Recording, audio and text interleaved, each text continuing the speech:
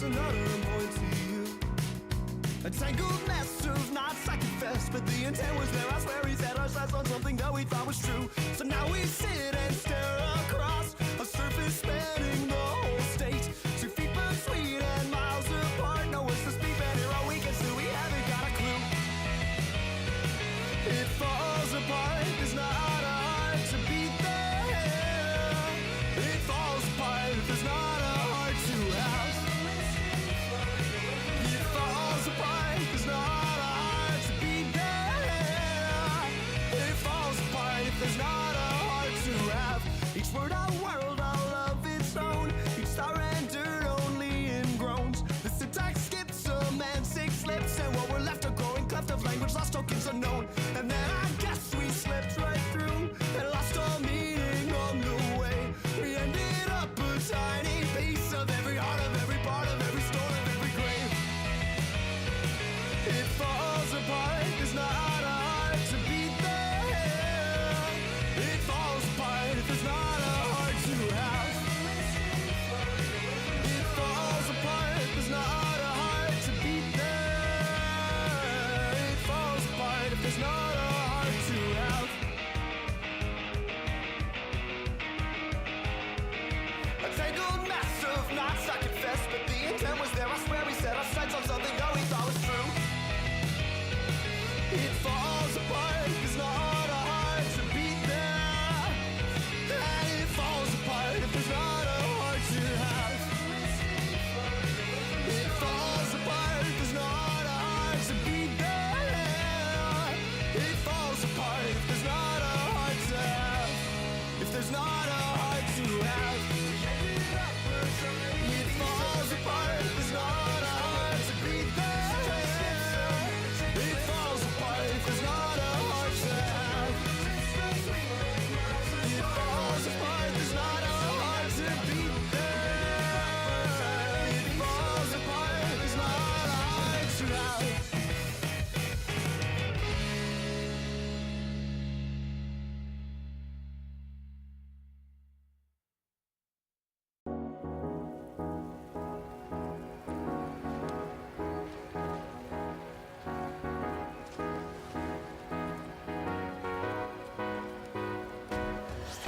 A lot of people out there will struggle to pull themselves out of. Move in the right direction. Take one step forward and let go of what's going to happen.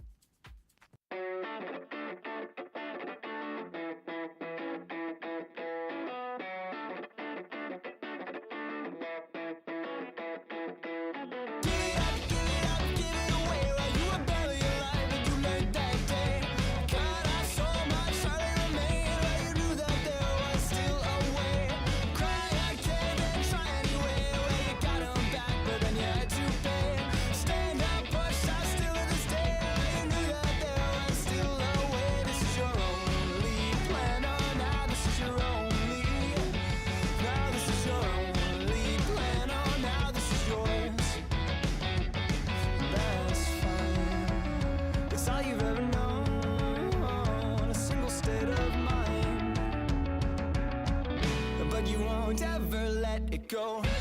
When you had the answer and you were there alone, you left the door unopened when you knew that you would want more. Give it up, give it up, give it away while you were barely aware. You learned that day, cut off so much, hardly remain. While you knew that there was still a way. This is your only plan. Oh, now this is your only.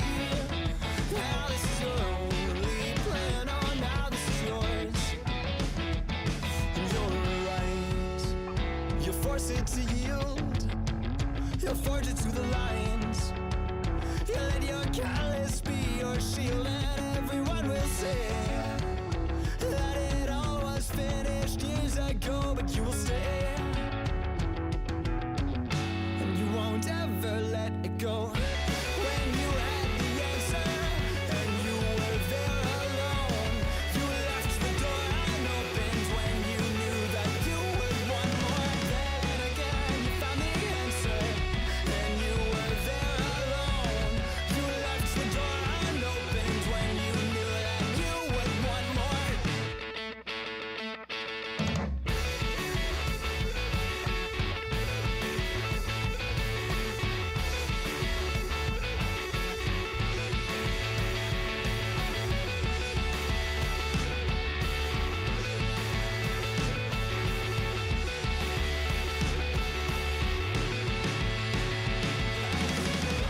When you had the answer and you were there alone, you left the door unopened when you knew that you would want more. Then again you found the answer and you were there alone. You left the door unopened when you knew that you would want more. 1, 2, 3, 4.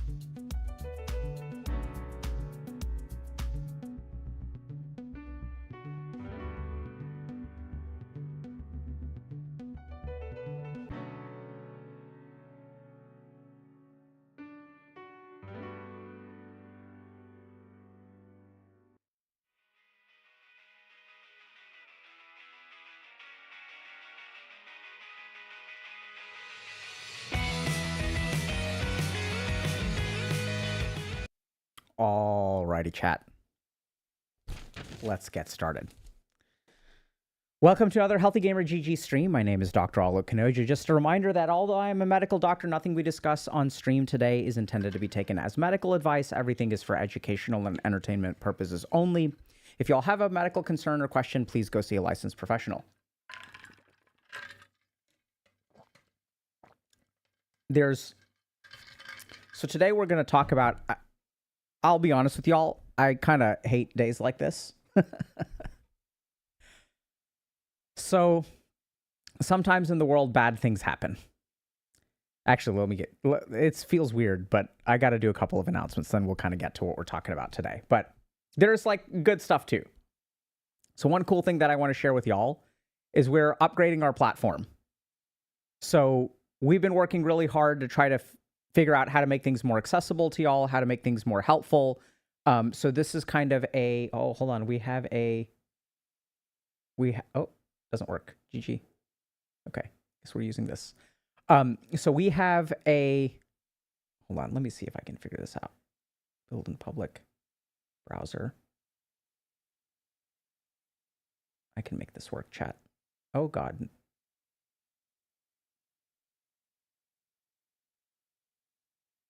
Oh, I see what the problem is.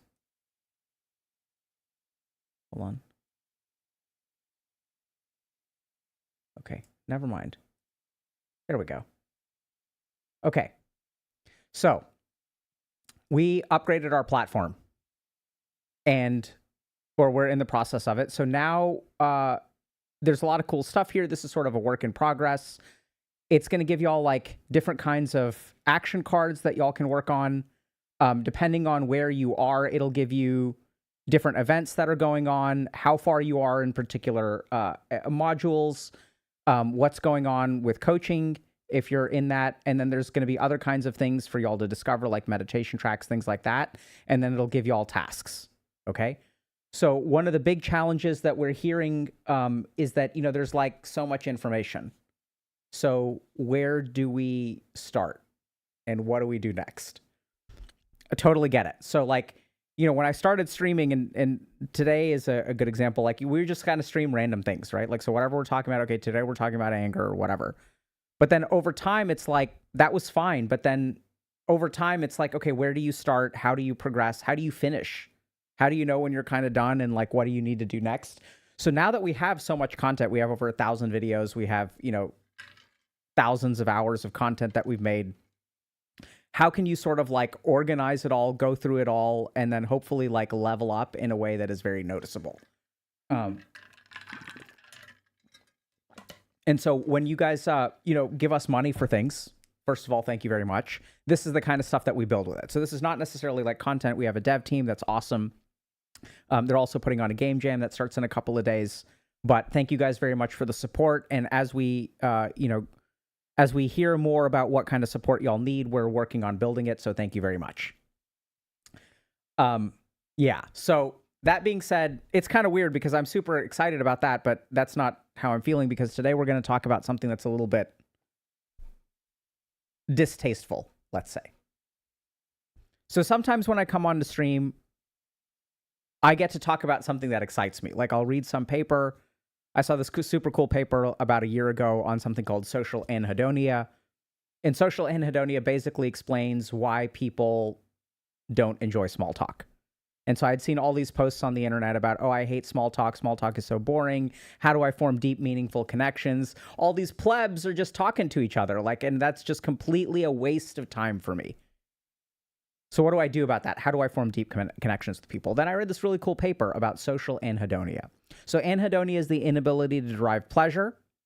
So it's basically like your dopaminergic circuitry is not functioning. And people who have social anhedonia, literally the plebs, the normies, when they do small talk with the other humans, they get a dopaminergic release. But if you're someone who has social anhedonia, you don't get dopaminergic release from interacting with the normies. That's not like dopaminergically activating. And so I sometimes I'll find these papers and I'll be like, oh, holy crap. Like this explains so much about why people don't like small talk. And then I get excited about it and I put together a stream about it. And then like, then we talk about it and it's fun and it's exciting and we learn something, blah, blah, blah. There are a handful of times, though, where I stream about things that are not pleasant, where we have this skill set, right? So I understand something about neuroscience, something about spirituality, something about clinical medicine, and things in the world happen that are bad. And it's really important for us to use this, breadth of knowledge that we have to try to understand how to improve ourselves, how to get better, things like that. But I think there are some times where we can use this breadth of knowledge to try to understand like really bad things happening in the world. And today is one of those days. So today I'm going to talk a little bit about what's going on with what happened with Raja Jackson. I have a certain impression of it. And I think it's a really, really, really great example to illustrate certain principles of how people become angry, how people become violent, how people lose control. And I think this is really important for y'all to understand because this could be someone in your life. This could be you. So a couple of other things that I want to be super clear about. This is a discussion, this is basically a lecture I put together about understanding anger and understanding how people become violent. It is in no way an effort to claim what is going on with Raja Jackson, to understand what's going on with him, to try to diagnose him or anything like that. We're not going to use any diagnostic language. I'm not going to evaluate him formally. I think what I'm going to do today is explain the system of how people become angry and lose control. And I think what's really what I saw when I started seeing some of these clips was like, holy crap, this is such a great example of these overarching principles of how anger works. Now, is this what's going on with him? Is this what happened with him? We have no idea. And I think this is really important for y'all to really understand, right? So when we see people on the internet, we don't see the whole picture. We see the clips that are the most damning. So today's lecture is about anger. It's not about what's going on with him. We don't know what's going on with him. We don't know. Like, so part of the challenging and awesome thing about being a psychiatrist or a mental health professional is you sit down with people, and the whole point of like taking a clinical history is that you get a complete sense of who they are, not just a string of their lowest points. At the same time, I think some of the clips that we're going to show you all today, I think are really illustrative of particular principles. Now, is this one-to-one what is going on? Not necessarily, right? We don't know that. We would only know that if we sit down and talk to them. And I don't think that that's a good idea either. Sometimes people will say like, oh, you should talk to this person. You should talk to this person. So one of the principles that we have when we talk to people is we don't want this to be harmful to them. And I have to imagine that any kind of conversation about this sort of thing, I'm not saying that the person is good or bad or whatever. It doesn't matter whether they're a criminal or we don't care. When someone comes on the stream, we don't want to put them in a position where they could potentially hurt themselves. And I can't imagine there is a scenario in which any kind of conversation can be had where this person does not potentially jeopardize themselves from a legal perspective. So after all the legal stuff is solved or whatever, after everything is resolved, like then absolutely we can have conversations. It's a great idea. But be careful about the way that y'all judge, and be careful about the way that you judge, especially the lowest points in someone's life, right? Because that's what we're seeing. So I want to start by explaining what goes on with anger. So how does anger work? And when people that's not right. When we look at violence and the perpetration of violence as it relates to anger, what is going on? That's what we're going to start with, okay? So we're going to go over some basic principles. And hopefully after we go over these principles, we'll watch some clips, and then we'll see whether like this maps on or not, okay? So, violence as it relates to anger always starts with something called a perceived value system. How unexciting. Oh my God. A perceived value system. So what does this mean? So this is a system of shoulds. Okay? So this is like when someone is moving through the world, they have a set of values. Like, this is respect, this is disrespect. If you are weak, it means this. It means that you're pathetic. If you don't stand up for yourself, it means you're weak. There's this whole system of what is important and what is not important. Okay? There's a lot of associations, and this will become important a little bit later. But this is where things start. There's a way that the world works. There's rules to this game of life. And it's really important to understand those rules. It's really important to play by the rules, because if you don't play by the rules, then things become problematic. The second thing that happens so commonly when people get really angry and violent, this is what people see. So people see the anger down here, right? They see like, oh, this person is getting pissed. And then there's some kind of violent act. This is what people focus on. And they're like, oh my God, this person is a sociopath. This person is this person is that. You have no idea. I have no idea. We're going to show y'all how many steps there are in between it. And if y'all understand the steps in between, you will be able to better control your anger, which is really what my goal is here today. It's to help you understand anger in other people, but what is the impact that, why do I stream? I stream to help you. So if you're an angry dude, or if you know someone who's an angry dude or woman, this is something that they need to understand. You're welcome to share it with them. And I don't say this because I don't normally say like, hey, like, subscribe, and share. But this is where like really like when I look at situations like this, what can I do? How can I make the world a better place? I can teach people how anger works. That's what I'm trying to do today. Now, this is what a lot of people don't see. The next step is hurt. Now, this happens so fast. And when someone behaves in an angry way, they don't even realize they've been hurt.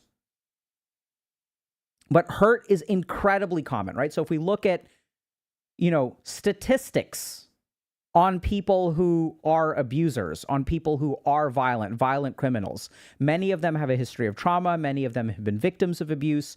And oftentimes, if you talk to someone who's abusive, they blame you or they get angry with you. They're the victim.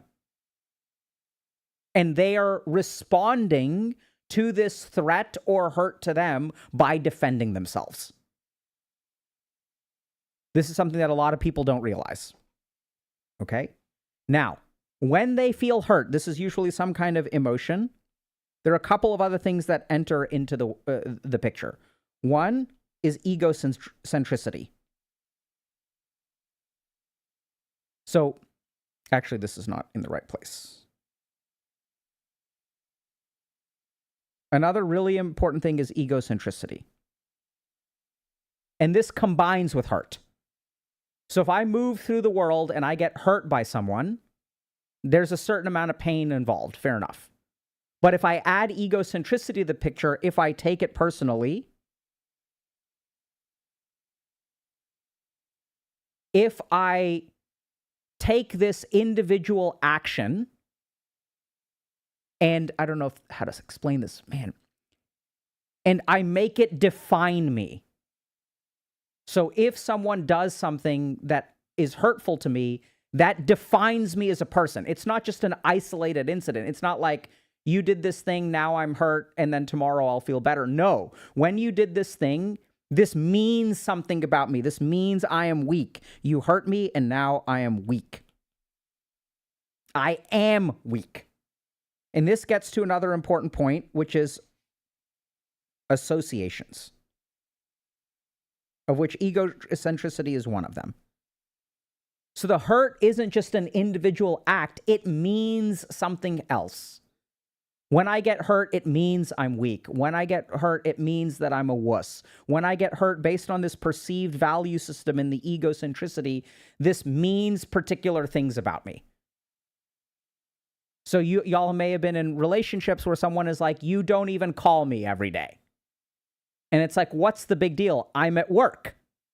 Like, I'm busy. That's why I'm not calling you. But this person feels hurt when you don't call, and then they form some association with it. They make some kind of interpretation. Since you don't call, that means you do not care. And this is what makes anger so hard to control, is we're trying to control this, but if you really want to stop anger, you need to look at this, you need to look at this, and you need to look at this, and you need to look at this.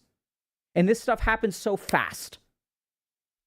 Right? And when someone gets angry with you, you're like, it's not that I don't care about you. That's not that those two things I don't tie in my mind.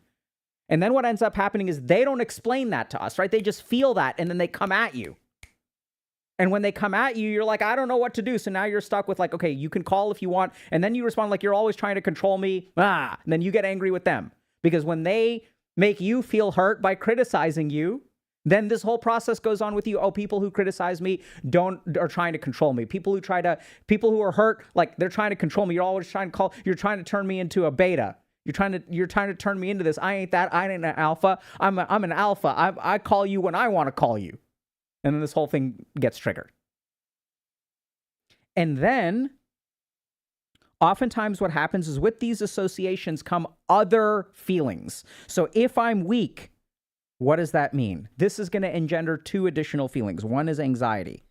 Because if I'm weak and I work through the world, if I go through the world as a weak person, what does that mean for me? That means I need to be worried. That means people are going to continue to disrespect me. That means that I can't take care of my business because I am weak. And this also engenders hopelessness.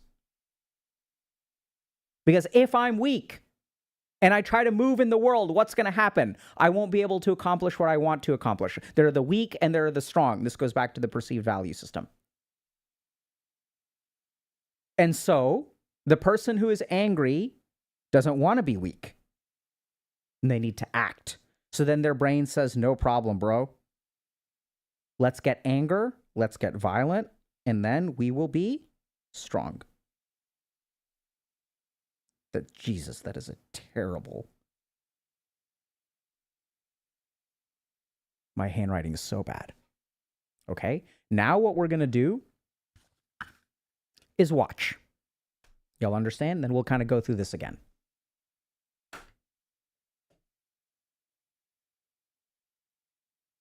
Okay. I don't know exactly what the volume is going to be like, so let's start with this. I hate you. I hate this dude. Worse. Oh, hold on a second. My headphones don't work.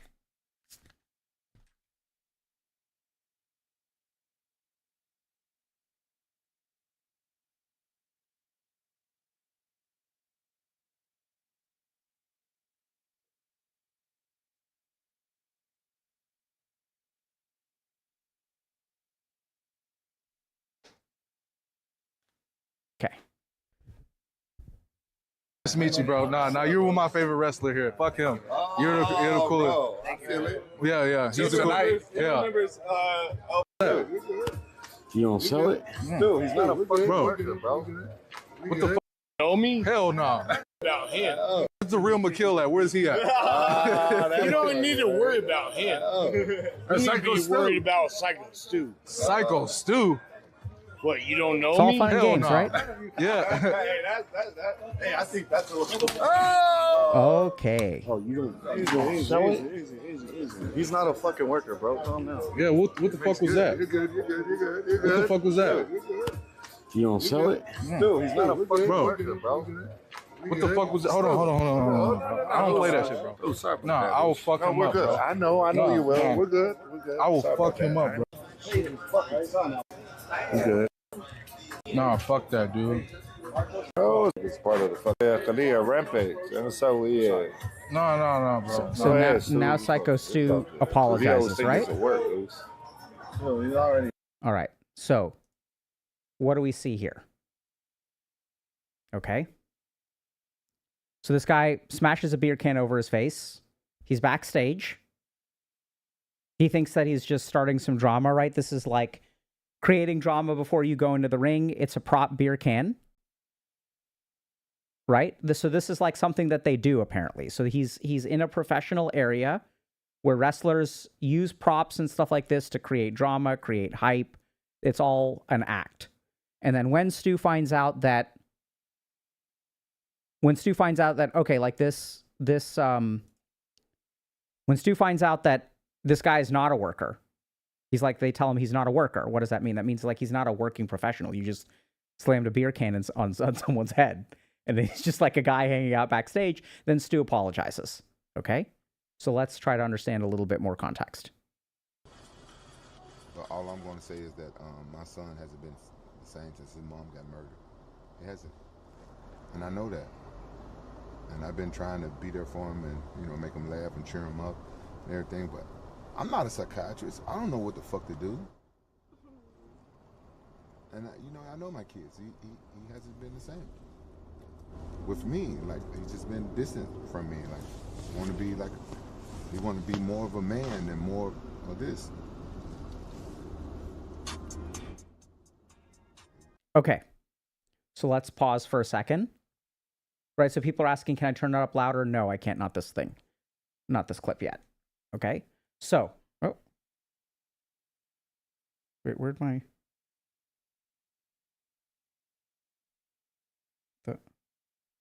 Oh, okay. It's attached to this other thing. I didn't start anything. Whatever. So, what are we seeing here, right? We're seeing hurt, presumably. Right, so this person has disrespected him. And then we're seeing there are some other factors involving potentially not doing well. And then now we're gonna look at perceived value system. I can't pay with this thing? No. No, I don't, Don. I just want to say what's up. Bro, do you tap people on the back like Oh, that? sorry. Bro, that's rude as fuck, bro. I'm so sorry. Nobody like that. Turn around. Turn around. Come here. Turn around. How you like that? I'm so sorry. Think about it. How you like that? No, I just grew up watching your fights. So you come tap people on the back like that? Nah, dude. Are you serious? Are you serious though, bro? I'm so sorry. I just want no. Come on, come closer. That's a social experiment. Did you like that? No, not really. So why you do it to me? I just wanted to grab your attention, that's all. You can say my name, bro. I got ears, bro. Alright, sorry. Don't ever tap a grown man on his back like that, bro. no worries. What's your Sorry. name? Okay. Nathan. How old are you? I'm 21. I just turned 21. Man, goddamn, you old enough to get your ass kicked. Yeah, sorry. I just grew up watching your fights. You look at my son. Look the way my son looking at you. Yeah, sorry. Sorry. Alright, thank you guys. Thank you. Okay, so what do y'all like notice in that clip? So in my experience, and y'all may disagree with me, I could be wrong, tapping someone on the back is a completely reasonable way to get someone's attention. Like, I don't know about y'all, but like tapping someone on the back is... some people don't like it. Fair enough. Right? But like, I don't know how to say this. Like, generally speaking, there are overtly threatening things that we can do.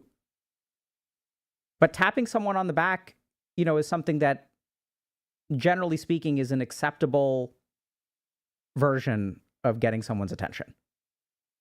But what we see here is like, this is completely unacceptable. This means something else, right? And if we wanted to know what it meant, we would really have to just talk to Rampage Jackson about it. You know, what's the deal with tapping people on the back? Like, how did you learn this stuff? But the whole point is that there's some kind of internal system of okay and not okay. There's an internal system. And the whole point is that there's also an expectation that other people understand that system.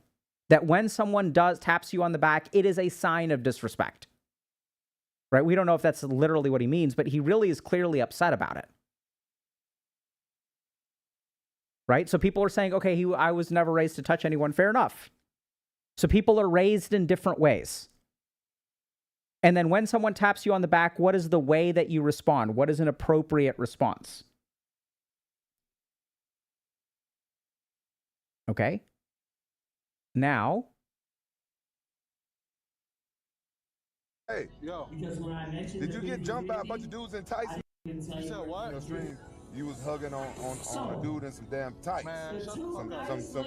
Man, you shut the fuck up. I looked at your stream, nigga. You were hugging on some dude in some booty shorts. I wasn't fucking hugging on nobody. I saw you, nigga.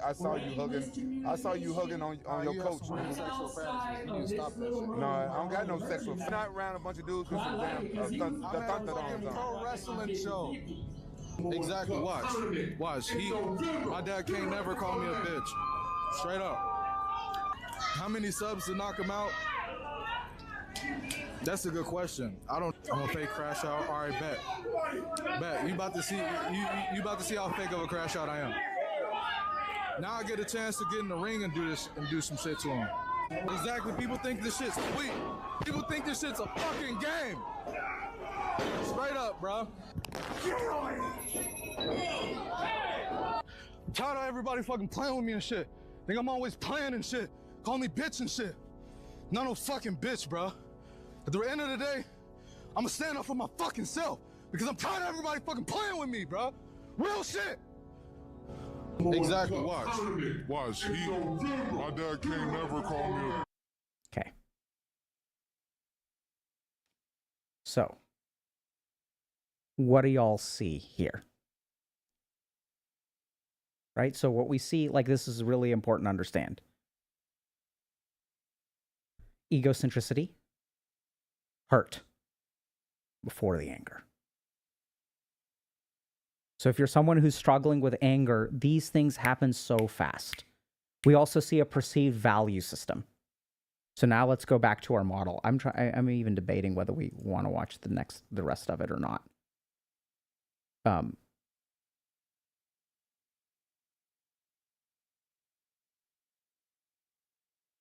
I guess let's just finish, then we'll talk.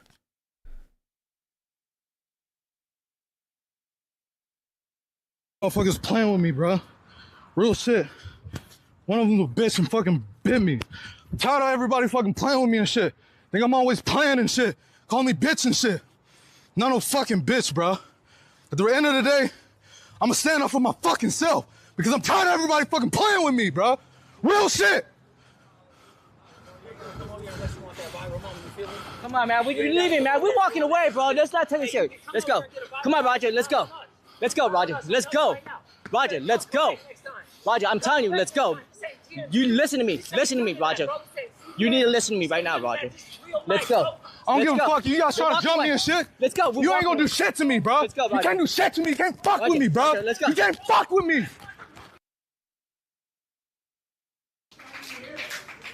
I want him to. As many times as I can. Want him to leave? I'm telling you. I'm gonna hit him as many times as I can. Watch. No, they didn't tell me to fake him. They said I could hit him for real.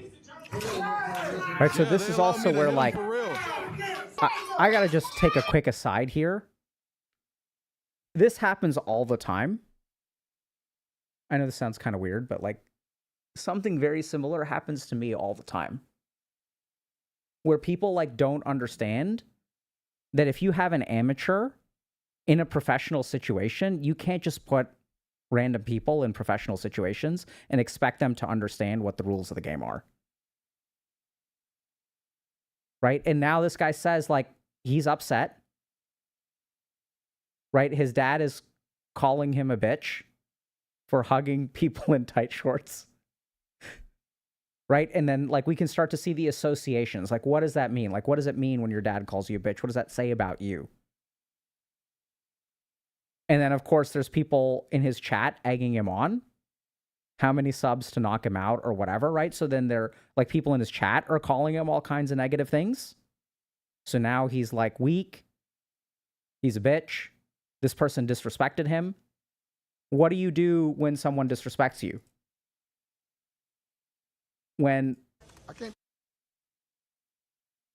you're at Costco buying things and someone taps you on the shoulder, and that's a sign of disrespect, what is the appropriate response for a tap on the shoulder?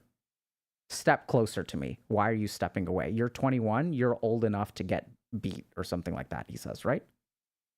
So what is, like, the value system that this kid is growing up with?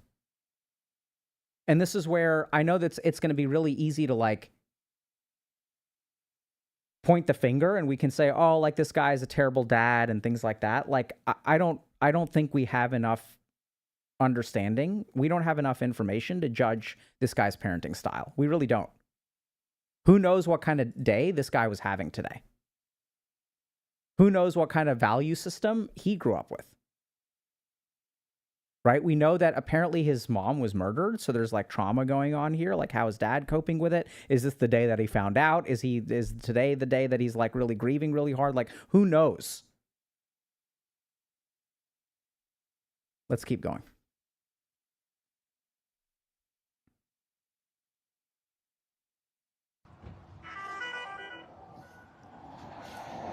Hello?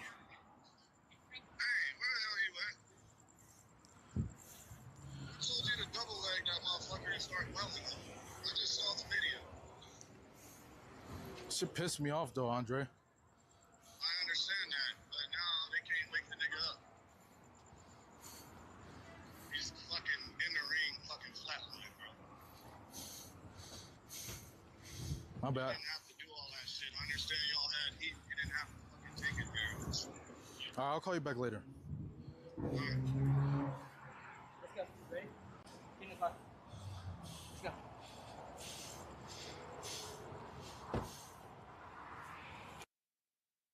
Okay.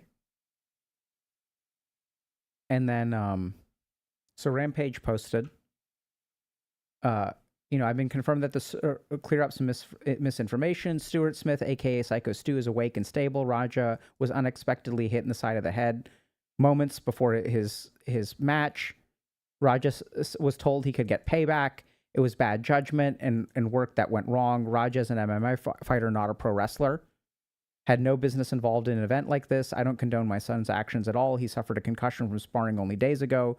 As a father, I'm deeply concerned with his health and the well-being of Mr. Smith. That being said, I'm very upset that any of this happened. My main concern right now is that Mr. Smith will make a speedy recovery. I apologize on his behalf and to Kick for the situation. Now, what's going on here? So I think what we see, we don't really know what's going on. But when I see stuff like this, I think it's good illustrative examples. Now, is this really what's going on in the situation? We don't have more complex information, but if we want to understand like the basics of how this happens, if we want to understand what's going on in our life, we see this. First, there's a perceived value system. Respect. When someone smashes a beer can on your face, you don't take it laying down. That makes you weak. And there's two kinds of people in the world. There's the weak and there's the strong. And if you get hurt, right? And we can kind of hear it in Raja's words, like people are calling me a bitch. Like, I ain't going to be a bitch. I'm going to show them. There's the egocentricity. There's the hurt. Like, imagine how it feels to just be hanging out with people backstage and some guy slams a beer can over your head. Like the disrespect. And what is the perceived value system? When someone disrespects you, what do? Do you take that laying down like a bitch? What happens when your chat is egging you on, calling you a bitch? You going to take that, bro? You going to take it? And then your dad calls you like an hour later and is like, hey, I saw that you were doing things that are, I guess, homosexual. I'm not quite sure. So the hurt piles up and piles up. The egocentricity piles up, piles up, piles up. On a day that he's already been disrespected, on a day that his chat is egging him on, his dad calls him up, and dad doesn't know this, right? Dad doesn't know that the beer can is there. Dad doesn't know what his chat is doing, what his chat is saying, presumably. So these things start to pile up, and it's formed with all these associations. What is this? What does a beer can mean? What does it mean when my dad calls me? Means that I'm weak. And then this creates anxiety. This creates hopelessness. Y'all can feel it empathically, right? Like how upset this person is. How they're like hanging by a thread. And then comes the anger. Then comes the violence. And we're not going to show the actual match. So this is what happens with anger. You know, I mean, like, and I mean that in a general sense, once again. We don't know really what's going on here. We'd have to talk to them and really try to understand. But I think in the sequence of events that we can see here, we can use it as potential examples of what this process looks like. And there is anger, but I think everyone focuses on the anger. It's the wrong thing to focus on. If you're someone who's struggling with anger, if you want to stop anger, like, at no point did anyone ask this kid, hey, how are you doing? Like, that's what blows my mind. Oh, hey, like it was an accident. Like he didn't know. At no point was there anyone who was like, hey, man, like everyone's telling him to stop. Right? Stop, stop, stop, stop, stop while they're still filming, which we'll get to in a minute.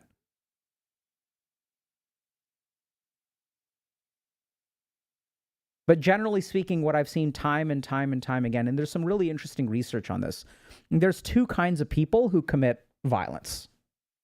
There are people who commit reactive violence and people who are sociopaths or psychopaths. There's actually, I've got a good... So, the psychopath has a self-concept of being invulnerable, superior, and has preemptive rights. The psychopath believes that they are worth more than other people and that other people are worth less than they are. Things are not, there's not a zero-sum game, right? It's like it's okay for me to disrespect you, but it's not okay for you to disrespect me. There's an inherent superiority and an alteration of the assignment of rights. They think about other people as dupes, inferior, and weak, and their strategies are manipulative and violent. Then there are people who are reactively violent. These are not people who are psychopaths. Their self-concept is vulnerable. It fluctuates, and they feel fragile. Their rights are fragile. Their egocentricity is fragile. This is not, I'm better than you. This is, I feel weaker than you, therefore I have to prove something.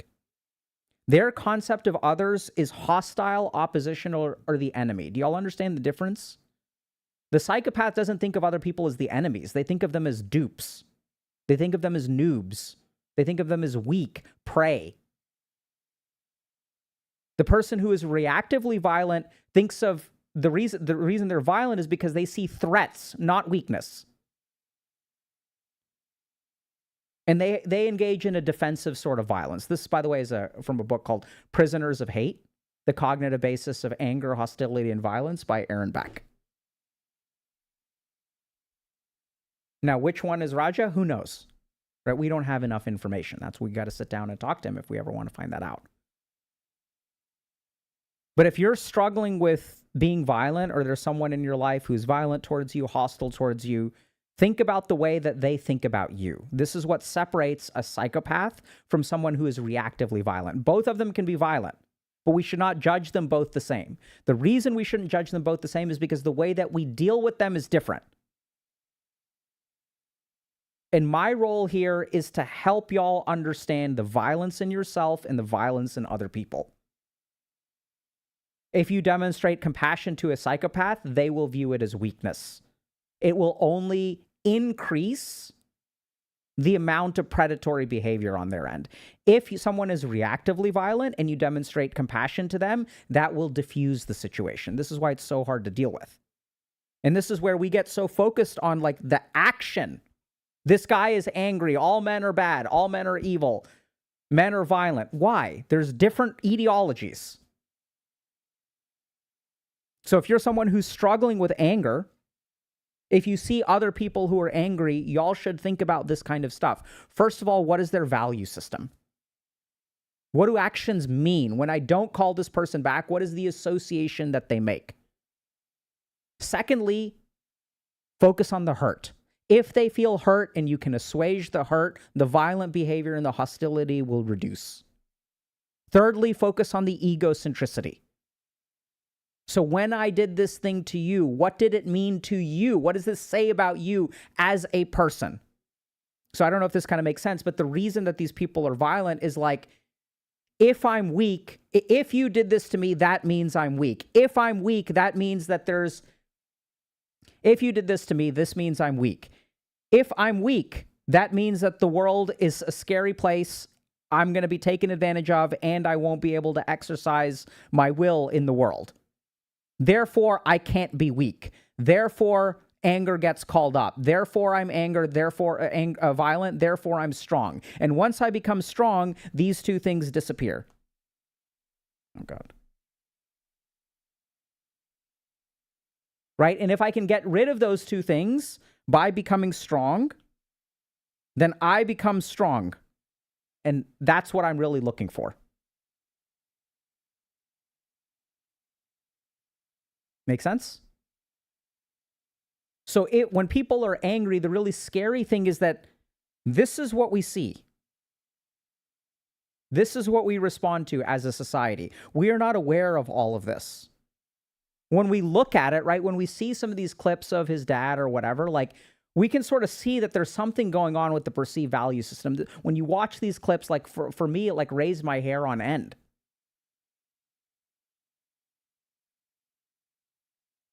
You know, like, there's something about this is, like, very scary to watch. There's something going on here. And when you get angry, the problem is this stuff all happens automatically. As long as you are blind to this, it's going to be really hard to change. And people try to control their anger, control their anger, control their anger. It doesn't work.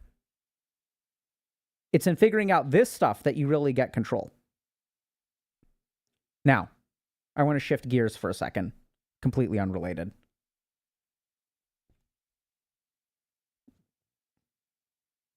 So as I was doing the research for this, hold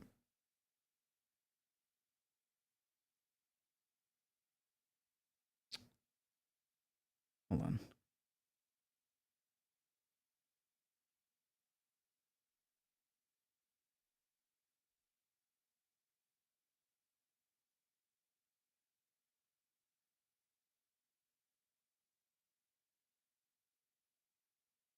Damn it.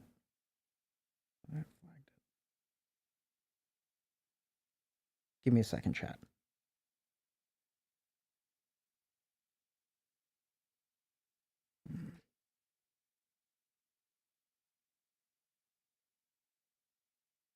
Okay, whatever. Can't find it. So we're just going to use good old Dr. K's memory.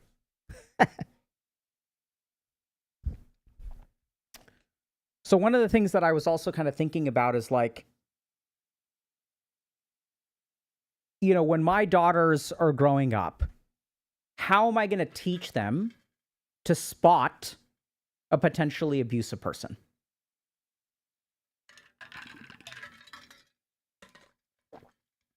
And I see all these, like, you know, TikToks and short form content by sometimes mental health professionals say, here are the signs of a narcissist. Here's a sign you have ADHD. And, you know, a recent study found that 95% of the information on TikTok about whether you have ADHD or not is incorrect. So there are 5 if you look at the research and clinical work, I think there are 5 real red flags that will make someone prone to violence. So the first is that they take things personally. This is the egocentricity. So when you're talking to someone and you're like, you know, when you do something that is hurtful to them, they attribute an intention to your actions. Right? You lost weight to make me look bad. So be careful about this. There's an egocentricity and there's taking things personally. Second thing is they're selective with the kind of information that they receive. And there's studies that show that this happens at the neuroscience level, not even necessarily at the psychological level, or the psychological level as well. But they may not be capable of seeing it in a different way. So when you do something that really upsets them, they tend to ignore a lot of information. And oftentimes, a lot of what they ignore is their contribution to the situation. So they take things personally. There's egocentricity. There is selectivity of information. There is overgeneralization. So they tend to think in, like, broad terms, right? So there's not a whole lot of context. There aren't individual reasons why something happened. It's like a big generalization. Next thing is that they engage in a lot of denial. So if you try to point out things to them, like, yeah, like, the reason that I did this is because you did this, they'll deny. And And the really scary thing about this is like, this is not someone that it is easy to have a relationship with. It may not be possible to have a relationship with. So if you want to have a relationship with someone, they need to be able to hear your perspective of things. They need to be able to look at information that may be critical of themselves. Because this, I don't know if this makes sense. If they're denying everything that they did wrong and they're selective about the information, there's no way that they can improve. And if there's no way that they can improve, that means the only way for this relationship to succeed is if they're perfect and you improve all the way to perfection, right? They can't self-correct. I'm going to try to find the fifth one. I don't remember. So give me a second, chat. It was here.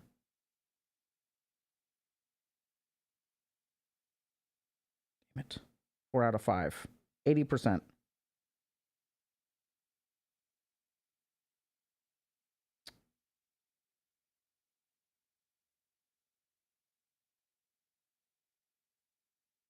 Give me a second, chat.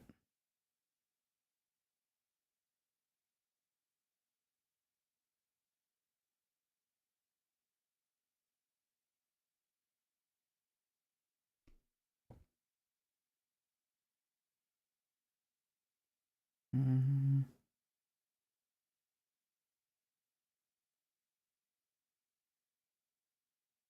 1 minute, chat.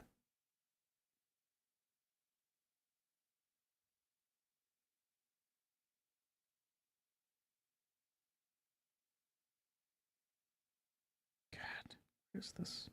Maybe it's in a different book.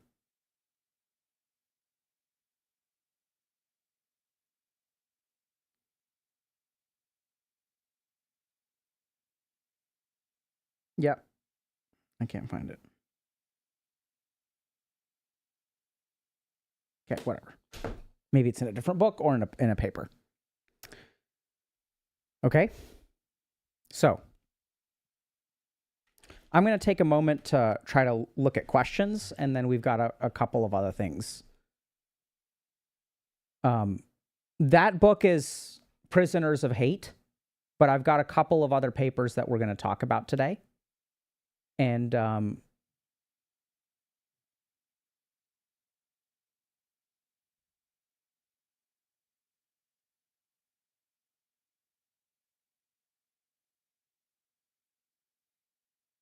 okay.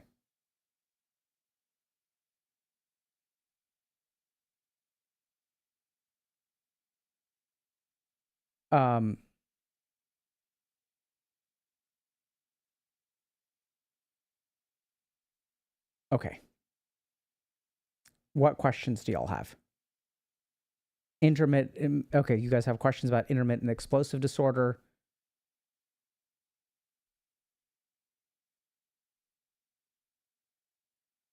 Okay.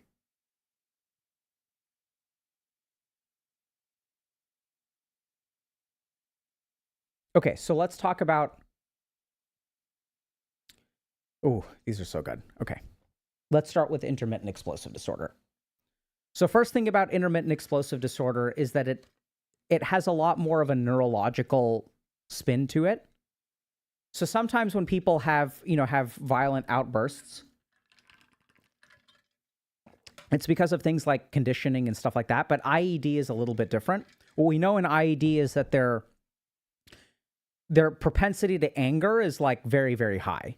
So the intensity of anger is greater, the duration of anger is greater, and it requires a lower threshold for them to become angry. This is probably absolutely originates at the originates is a hard word, but has a huge element at the neurologic level. So if you sort of think about your brain, how much does it take for you to get angry? And someone with IED, it takes very little for them to get angry. And then their brain creates this outsized disproportionate response.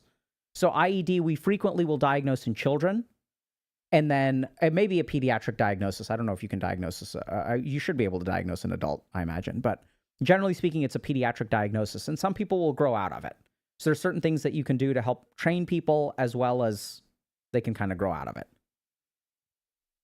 I got to open up different chats because this chat is scrolling too much. Give me a second, chat. Let me see.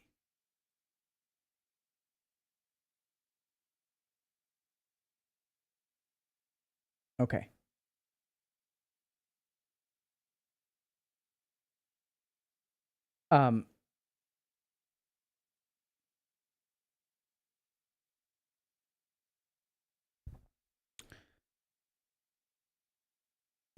Okay, let's talk a little bit more. So a lot of people are asking questions about, what they should do about anger.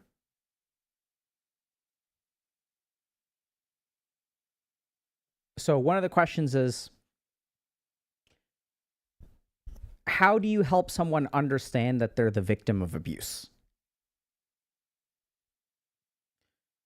So generally speaking, the reason it's hard for people to realize that they're victims of abuse has a number of different... So people don't realize they're victims of abuse for a number of different reasons. The first is the gradual nature of abuse. So generally speaking, people don't start out being overtly abusive. What abusers sort of learn is this series of testing limits. Right? So first I'm going to do this, and then I'm going to do this, and then I'm going to do this. It's kind of this principle of if you boil a frog, right? So you put it in cold water, you slowly turn up the temperature. And if the rate of change is gradual enough, then people won't rebel. Other great examples of this are the way that subscription-based services increase their price by small hikes until they hit the threshold of cancellation. Same principle. Human beings respond to large changes, not small changes. Second thing that a lot of people really, really, really don't realize is that victims of abuse don't see the person that you see. When you look from the outside, you see someone who's just abusive. The problem with victims of abuse is that they see the perfect partner half the time. So there's the terrible partner, and then there's the perfect partner. And then it becomes a game of, okay, what can I do to help the perfect partner be there instead of the abusive partner? So leaving an abusive partner is easy, but leaving the perfect partner is hard. Make sense? And then this is what abusers do.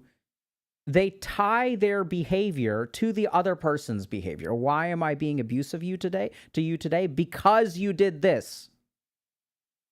There's a brutal episode of South Park, which blows my mind that it's able to air, but, why do you make me hit you? And so there's more to this that we can get into. I'll make a video about it, but, there's this whole idea that is in the victim's mind that if I behave a certain way, I get the perfect person. If I don't behave in a way, I get the imperfect person. Now, the last thing is that oftentimes the reason they don't see the abuse is because they believe they deserve it. So people who were abused as children are more likely to get abused as adults. So there's a certain normalization to the behavior. This is something that I know how to deal with. It's familiar. I can survive. It's maybe not that bad. And since I have low self-esteem, it makes it easier for me to tolerate, right? So if I have low self-esteem and I get beat up, I deserved it. They don't think that there's something wrong with the abuse sometimes.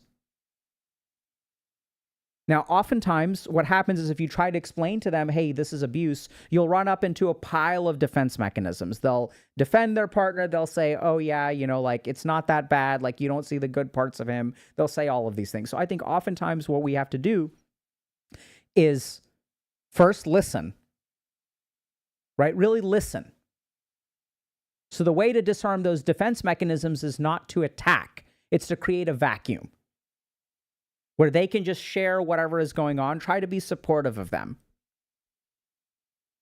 And I've seen this so many times with patients of mine who have people in their lives who have a partner who's alcoholic. You try to tell them, hey, this person is an alcoholic, and the person that you're talking to doesn't want to hear it. So you have to really just listen and be compassionate and create a lot of what I would say negative space. So be there and receive what comes out. So at the beginning, you'll get the rationalizations. At the beginning, you'll get the defense mechanisms, but they won't be there forever. So you all got to understand this. Someone who is staying with an abusive partner is internally conflicted. So then once the defense mechanisms come out, then the stuff that you agree with will come out. Then they'll start to say, maybe this isn't okay. This person, I don't like it when they do this. Yeah, it's really like unfortunate when they do that. That's really not fair to you. That's when you support. Right? So when they start to move in a particular direction, you can encourage them. But if you try to push them, they're going to dig their heels in. Okay? Let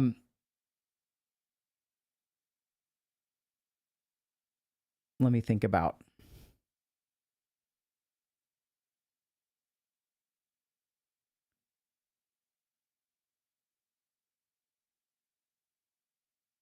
Okay, there's a comment about demonizing men.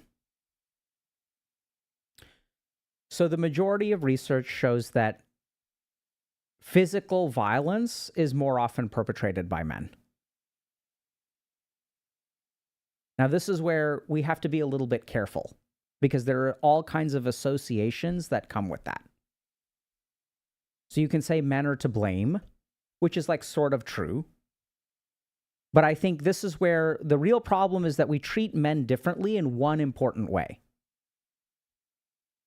So if you look at a systemic problem, most of the cases of systemic problems involve systemic solutions. So if we see there are not a whole lot of women in STEM, then we say this is a systems problem. We don't blame the women. We don't say you're not doing a good enough job, you're not studying hard enough. We say, hey, this is a problem of the system. People don't treat women well in STEM. Fair enough. They're discouraged from participating in STEM-based activities. They get harassed if they're majoring in computer engineering. Like, we say that there's the system problem, right? So when there's a class of people who has some kind of struggle, we say that the system is to blame. What really separates men is that when men as a class are not doing well, we tend to blame the men. So men have skyrocketing unemployment rates. They have lower rates of graduation. They are more physically violent. That is true. But then what is our intervention? Are we making a systems-based intervention to fix this problem? And fix this problem usually means adjusting things on the system side and helping the people, right? So one of my patients, awesome, decided to have a couple of kids and left investment banking.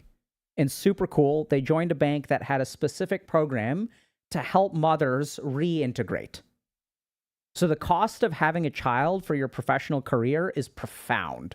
People don't really realize how many hundreds of thousands of dollars having a child costs in terms of your professional earnings.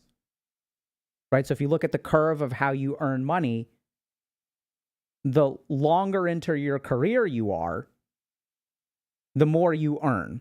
And generally it starts to plateau out at some point, but there's like this ramp up phase. So if you delay your ramp up phase, it really is worth hundreds of thousands of dollars.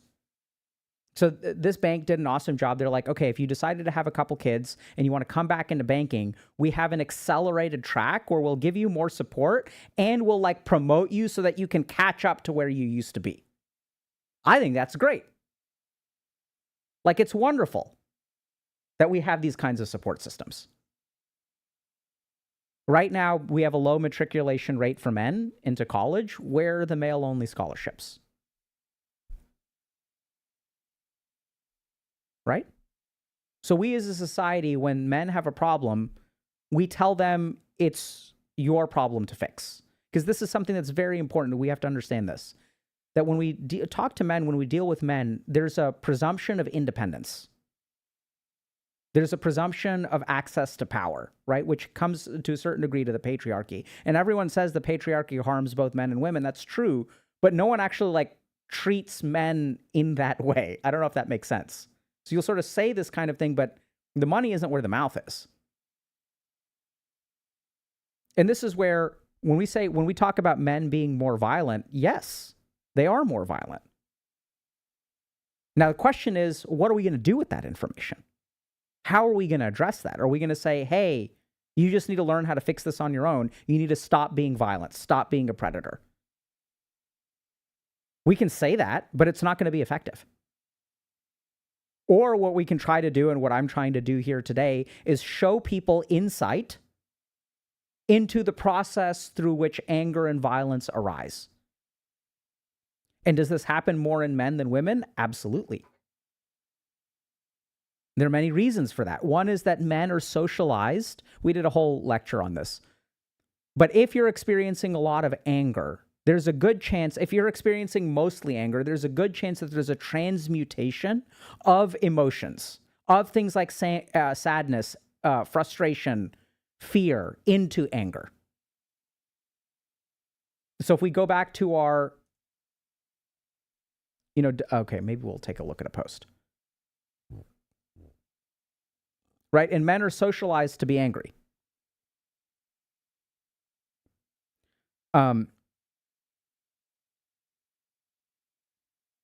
Okay, let's take a look at a post, actually. I'm the asshole in my story, and I don't know how to change. I'm like a weird middle-class version of Joffrey from Game of Thrones or Homelander from The Boys. If you're not familiar with them, they're characters known for their cruelty and lack of empathy. The difference is I wasn't raised to be this way. My parents did everything right, but somehow I turned out like this. My parents gave me everything they had. They always encouraged me to be kind and considerate, enrolling me in various activities and trying to teach me empathy. But even as a kid, I'd have these intense tantrums that went beyond normal childhood behavior.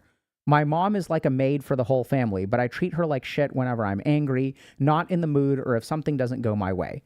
I go full Joffrey Homelander mode, taking out my temper on them. I don't know how I got this way. My dad's a bit of a dictator, and that's tolerable. My mom does all the heavy lifting at home, which might be why I'm such a spoiled brat. Everything's been handed to me on a silver platter. I've tried digging into my family history. I have aunts and uncles who never forgive people for minor misunderstandings. I have this tendency too, but mine is probably way worse. My mom and dad never exhibited these traits, so I'm not sure if I just made myself grow into a piece of shit or if I've inherited some of those bad traits from elsewhere of the family. Part of my weirdness comes from choosing to stay home instead of socializing. This has warped my sense of morality and justice. Once I calm down from my outbursts, the damage is already done. I feel bad, but my family just brushes it off like it never happened. Maybe if I'd faced more challenges in life, dealt with difficult people, or juggled multiple responsibilities, I'd be different and probably know how to control my anger. I first realized how problematic my behavior was in high school. A friend called me out on my attitude, and it hit me hard. But even though I recognized the issue, I struggled to change. It's affected every aspect of my life. I've lost my friends who couldn't handle my mood swings. At work, I'm known as the office hothead, which has definitely limited my career prospects. I've tried therapy and anger management, but I always quit after a few sessions. It's like I can't stand the idea of someone else telling me how to behave, and even when I know I need the help. I used to rage hard at multiplayer FPS games. I'd scream, I'd whine, and complain when I couldn't win. Once I got so angry that I punched a hole in my wall. After years of this toxic behavior, I realized I wasn't happy anymore. I switched to single-player RPGs to avoid the rage. As human beings, we should have more than one activity that brings us joy. Continually subjecting myself to anger and rage was destroying my well-being. I've had several girlfriends who all left me after seeing who I really am. My first girlfriend would always forgive me because I can't live without her, but once we got back together, I'd return to my old habits, never putting in effort and blaming her for our fights. I treated my ex-girlfriends the same way I treat my parents. When something doesn't go my way, I go apeshit and treat them like shit. Then the cycle repeats. What's even more disturbing is my use of the silent treatment. Even when I've calmed down and I know I should apologize, I can't bring myself to do it for days. There's a voice in my head telling me to make things right, but I just won't. During these periods, I feel constant tension in my chest like a rubber band stretched to its limit. One time, I gave my ex the silent treatment for a week because she forgot to buy my favorite snack at the grocery store. I knew it was ridiculous, but I couldn't stop myself. Eventually, I'd apologize, but it would be too late. We'd break up, and they'd find someone who treats them better. Any guy who doesn't treat them like shit is 10 times better than me. Okay?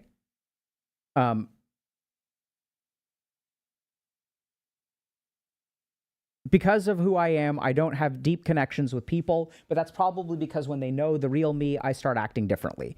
My negative vibes, weirdness, and tendency to put people in an uncomfortable situation have pushed everyone away.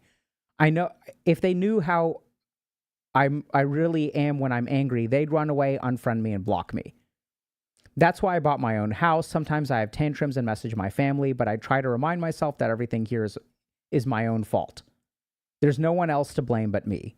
No one but my family and past relationships knows the full extent of who I am. Some people might have caught glimpses, but they haven't seen how truly angry I can be or get to where my tipping point really is. I'm terrified of what my future looks like if I can't get this under control. Will I end up completely alone? Will I ever be able to maintain a healthy relationship or advance my career? I know I'm not all bad. I can be funny and creative. I'm great with computers. I've been told I'm a good cook, but I don't know how to change. Such a great post. I know it's long. So anger really makes us feel out of control. Not just makes us feel out of control, makes us out of control. And sometimes we don't really know what the problem is, but sometimes we do. Sometimes we can look at our anger, we have insight into it, and then we sort of realize like, oh my God, like I can't control this. Right? Like, what do I do? And this person has some insight, right? They'll sort of like look at themselves and they'll say, okay, like I've tried to go to therapy and anger management, but what is it? What do they say? Where's this part about? I've tried therapy and anger management, but I always quit after a few sessions. It's like I can't stand the idea of someone else telling me how to behave, even when I know I need help. So, how do you manage this? How do you understand if you're someone who gets so angry, sabotages your relationships, you've even tried to get help, but you can't stand help? What's going on? So there are a few important principles that we have to understand about how anger works. We're going to start with socialization. So when we move through the world and we relate to other people, the way that we relate to ourselves and the way that we relate to other people, which I know sounds like a weird phrase, how do you relate to yourself, has to do with what we're shown. So we have a mom who's subservient and a dad who's a dictator. So what is the social script? This person obeys, this person dictates. Right? So this is the script. So then what happens is like this person gets angry and yells at mom. And then mom falls into the script of saying, okay. Now, dictator, it seems like, is not regulating this behavior. So one of the reasons why we learn how to become incredibly angry is because our parents don't teach us the proper emotional regulation skills.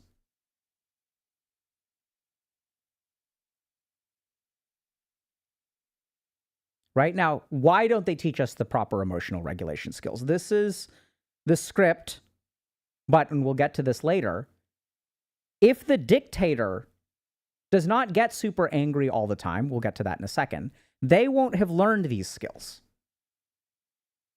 So one of the most challenging things about being a parent is when you have a child whose brain is different from yours. So when I'm like, this is why it's like so hard to be a parent of a neuroatypical child. So I have a daughter who's probably neuroatypical, and I have a daughter who probably is neurotypical. And I'm a little bit neuroatypical. My wife is neurotypical. And so the really hard thing is if you have a child who has ADHD or is on the autism spectrum, or in the case of this person probably has some flavor of intermittent explosive disorder or oppositional defiant disorder or both. We'll get to those in a second. But the way that their brain responds to situations is just a ton of anger. But if your parents haven't had a brain that just gets really angry really quickly. They literally don't know how to teach you how to manage that anger because they have no idea. And this is the problem, right? Is what they'll do is the solutions they offer assumes the brain that they have. And this is why it's so hard to parent neuroatypical kids unless you're neuroatypical. Because the solutions that you come up with for the problems in your life presume the brain that you have. But if the brain that you have is different, then we don't know how to translate our solutions for that brain. Now, a really simple example of this is if I'm a parent who can see and I have a child who is blind, then obviously I can't teach them my solutions. I have to come up with a new set of solutions for my child. The problem with things like anger or people who are neurotypical, especially girls, because we don't realize that they have ADHD, is that the parent doesn't realize that you're blind. So they don't even realize that they need to do something else. They need to figure out a new solution for you. So then what happens is they go on trying to impose what works for them, which may have worked for their parents, right? And this person kind of says, my aunts and uncles are like this too, but my parents aren't. That's a really important piece of information. And then the solutions that your parents give you assume a brain that responds to moderate emotional regulation, doesn't need emotional like care and maintenance on a day-to-day basis. So it doesn't work. Okay? Now, the good news is once you understand what, and this is the job of every parent, right? To understand the idiosyncrasies of your child. How is my child different? What really works for them? So I think the start of this, if you're someone who's struggling with anger and you don't know like how to get a control of yourself, the first thing you should look at is what is the social script? And then when you got angry with mom, was that behavior tolerated or not tolerated? And I'm not getting a whole lot of sense of intolerance of this behavior or the appropriate emotional regulation tools, which doesn't mean that the parents are at fault per se, because like they did the best that they could. But I think we still like, just because we can diagnose a problem somewhere doesn't mean that it is anybody's fault. It's just the way things are. Okay? So what is the social script that you were taught? You were taught that you can be a dictator and that the person that you're dating, right? Mom is obeys and is subservient, and dad dictates. So you're a dictator too. You fall into the dictator role, and so you like mimic this socialization. Second thing, the brain. Sometimes the people that sometimes the reason that we get really angry is because our brain is itchy. What do I mean by an itchy brain? That means it takes very little stimulus to get a reaction. So we experience more intensity of anger. We have a lower threshold to trigger anger. And the duration of anger is longer.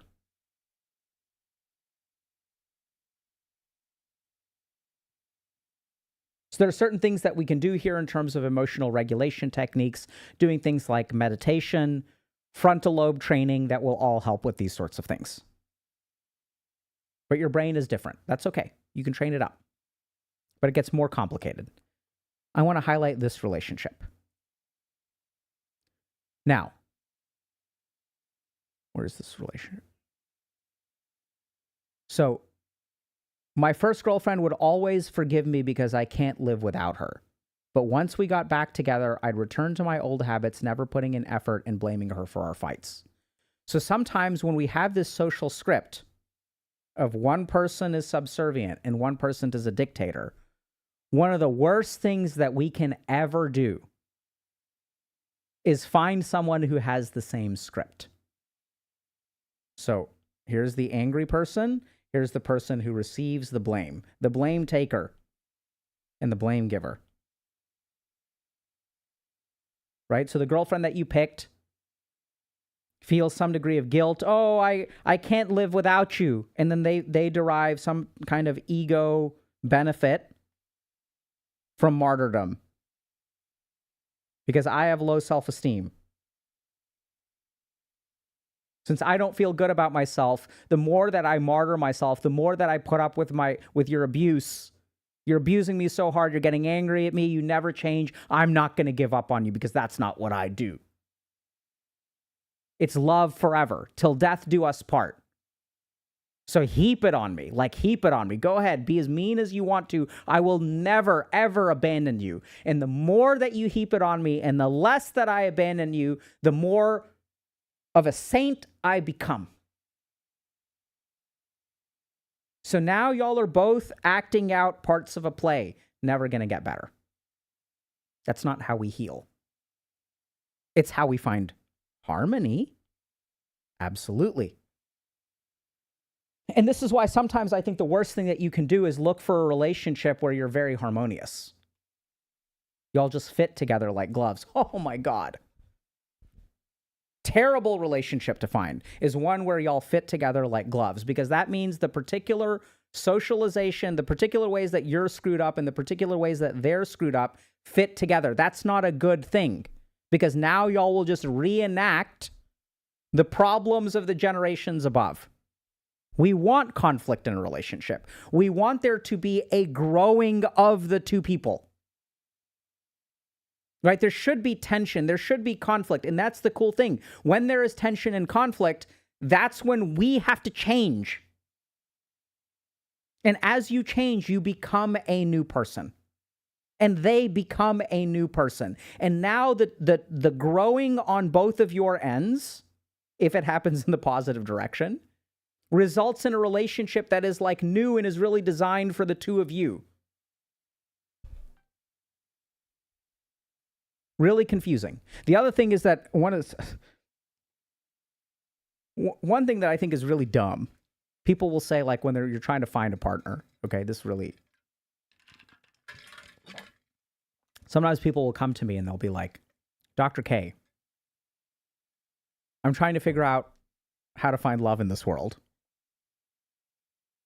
And I'm trying to just be my authentic self. And a lot of people will say, like, oh yeah, like, just be if you want to find a good partner, just be yourself. Just be yourself. I've never heard worse advice. Being yourself is such a terrible way to find a healthy relationship. So I want you to think about for a moment how we come to be. So the person that you are, the person that I am, is not crafted intentionally. It is some kind of amalgamation of dashed dreams, traumatic experiences, maladaptive coping mechanisms that have mashed together into this current version of you. It's not something that someone sat down and designed in a lab. Right? Someone didn't sit down. Like, that's the work of being a person. Is like, you don't want to just be yourself. You want to become something better. That's like what being human, that's what progress as a human being is. In your current form, unless you've done a lot of intentional crafting or you got really lucky, chances are what you are is not great. Now, why do people say be yourself? This is a response to the overwhelming social conditioning, where the rest of the world, this is important, the reason we say be yourself is because the rest of the world tells you to be something else. And so what you say is you say, no, I'm not going to be what the rest of the world tells me. I've given up my life for living up to the expectations of the people around me. So I'm going to stop doing that. I'm going to start being myself. Both of those are mistakes. Either end of the spectrum. If you're at a negative 100 or a positive 100, both of them are bad. What you need to move is perpendicular to the whole axis. Become someone that you can be proud of. It's not automatic. Become someone that someone else would enjoy being with. I'm serious. Right? And I don't say this as someone who's like, oh my God, I've done... No, like, I'm still doing this work. Like, I went through a midlife crisis that started about 2.5 years ago. It was great. And I was like, the person that I am is kind of shitty. Like, I'm great in a lot of ways, but like, I'm also kind of shitty, and I can be better. I can be a better parent. I can be a better professional. I can be a better doctor. I can be a better husband. I can be a better son.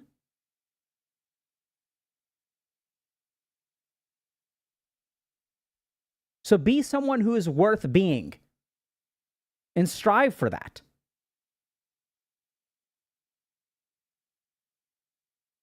Anyway, going back to anger. So, there's blame takers and blame givers. And sometimes you'll wind up with people who will play through this socialization, this script, the same way that you will. And that feels really harmonious, but is oftentimes toxic. Okay? Now we get to a couple of other really important things about if you're struggling with anger. There are a couple of other dimensions that you need to understand. If the anger is overwhelming, why is that? That is because unless you are taught unless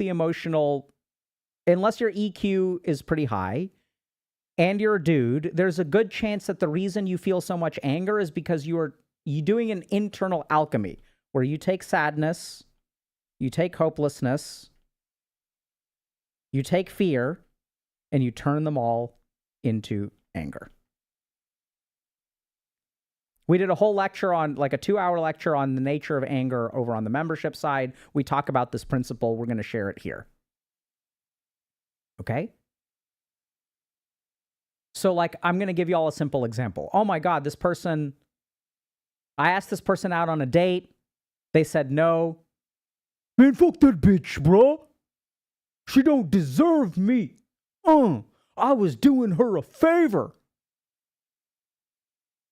Y'all get that? That's actually a feeling of humiliation, of rejection. And what do? We turn it into anger. I'm sad. But sadness doesn't bode well for my future, so I'm going to turn it into anger. I'm going to do something about it. So here's the key thing. A lot of these emotions are emotions of inaction. If you're sad, what do you feel like doing? Nothing. If you're afraid, don't leave the house. If you're hopeless, there's no point. They're emotions that are designed to keep you still. Literally. Sadness is an emotion that human beings evolved as a beacon of distress to invoke action from other people. When I start crying on a park bench, what am I really doing? I'm signaling to all the strangers around me that I'm having a tough time. Come sit down and give me a hug. Hopelessness, don't bother. Conserve your resources. Fear, the consequences are too dangerous, don't act. And oftentimes when we are faced with bad situations and we feel negative emotions, we recognize that inaction is not going to solve our problems, that we don't live in a world that is getting better by the day, that we don't live in a world where sadness will evoke the appropriate response from my doormat mother or my dictator father. When I'm sad, how did they respond to me? Not in the right way. I've got to do it myself. So we turn inaction into action by transmuting anger. So this is what you need to do if you experience overwhelming anger. You need to look for these emotions, process these emotions. This person is sitting here. It's so great. Great example.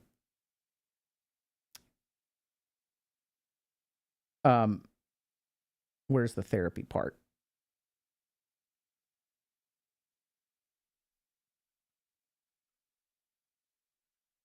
Okay, I've tried therapy and anger management, but I always quit after a few sessions.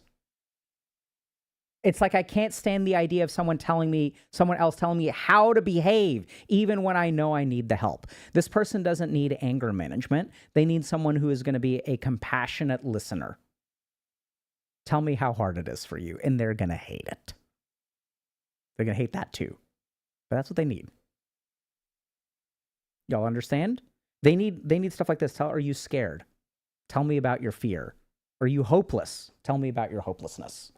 And we can see this, by the way. We can see all these emotions trickle out. You guys see that? Look. Will I end up completely alone? What emotion is that? Will I ever be able to maintain a healthy relationship? I try to remind myself that everything here is my own fault. There's no one else to blame but me. So this brings us to the other point.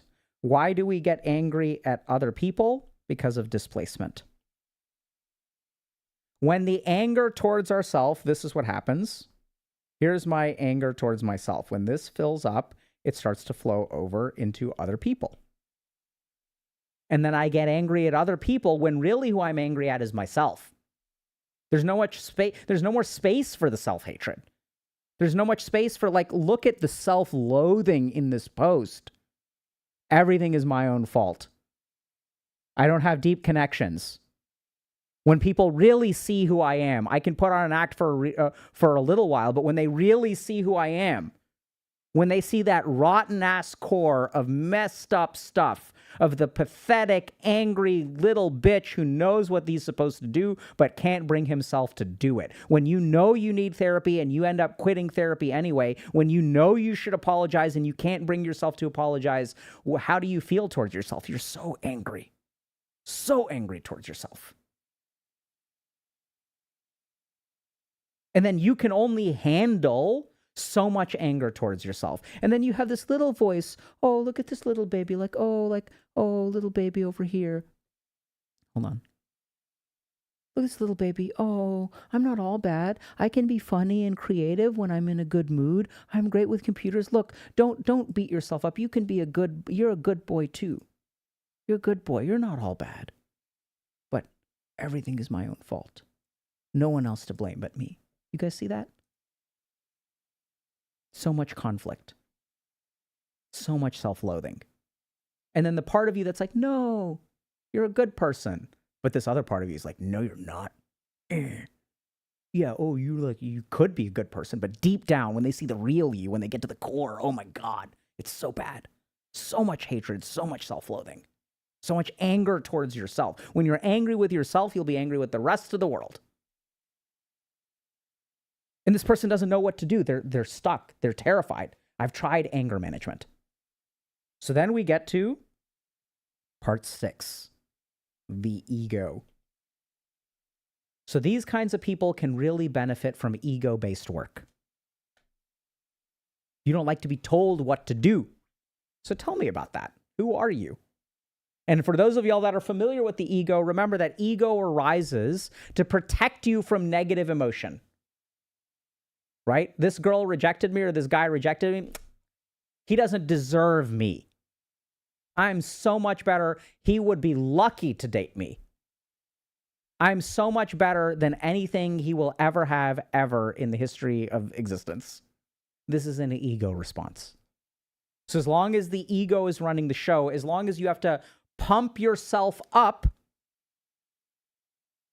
because your core is rotten, and that doesn't feel good, so I'm going to pump myself up. And then when I interact with other people, imagine how hard it is for them. Because if they insult you even a little bit, you go off the handle. Oh my God, like you're disrespecting me. How dare you disrespect me? And then if they're like nice to you, then you're like, don't be nice to me because I'm rotten on the inside. Save yourself. Break up with me. Never talk to me again. Go and live a happy life without me because I'm rotten at the core. So if they're like nice to you, you push them away. And if they're critical of you, you're like, and it's like, how are other people supposed to relate to this? And it's really confusing for you too. Because half the time you're angry with them, half of the time you think they deserve someone better than you. It's like, so ego. Let go of the ego a little bit. Notice, right? So what does this say about me? Who do I think I am? And if you're trying to move forward from this kind of stuff, I think there's a couple of really important things to do.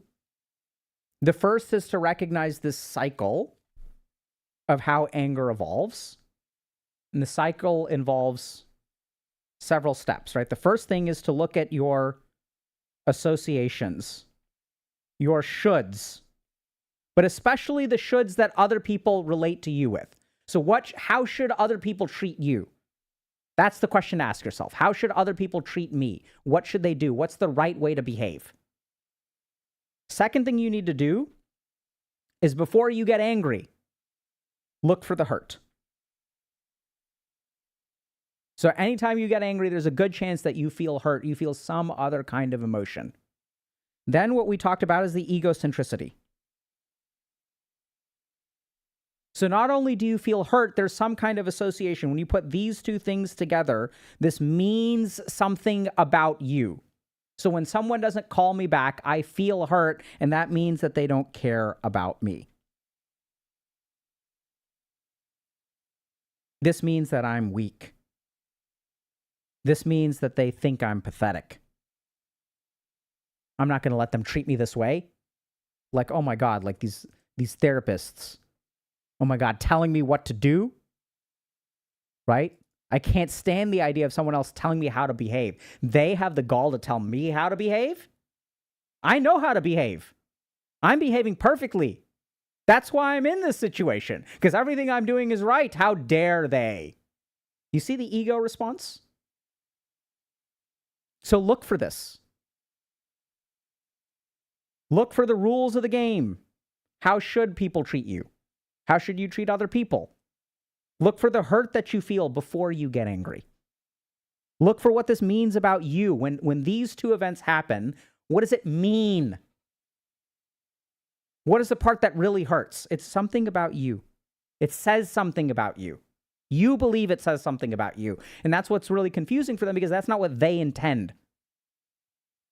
And then when you put these two things together, this creates some degree of malice, malevolence. Right? Since I am hurt, they tried to hurt me. They're trying to make me weak. So this will turn into, by the way, all kinds of other emotions, right? So there'll be sadness, there'll be rejection. And by the way, I have a list of words here. So if you guys are looking for more resolution into this, I wrote these down, just how complex this can be. Dominated, controlled, disrespected, humiliated, rejected, devalued, criticized, abandoned, cheated, wounded, thwarted, misled, undermined, let down. This is the series of emotions that take this, and when you add egocentricity, this is what you end up with. So this is how these people usually feel. Oh, I was misled. This person took advantage of me. I've been thwarted. This person doesn't recognize my true potential. I've been denied. I feel controlled. Controlled is powerlessness plus ego. Rejected is humiliation plus ego. Y'all see that? So you'll track these emotions back to some other emotion. Then you work on this, and you work on this. And then this is what ends up into anger and then action. So this too, once we get down here, we can do meditation. We can do behavioral training. This is like anger management. Right? So this is how you fix this. Got to understand these steps. All right, let's take questions. And then we'll wrap up for the day. Twitch. Questions about anything? Okay, y'all? Man, I do love me some ads on Twitch.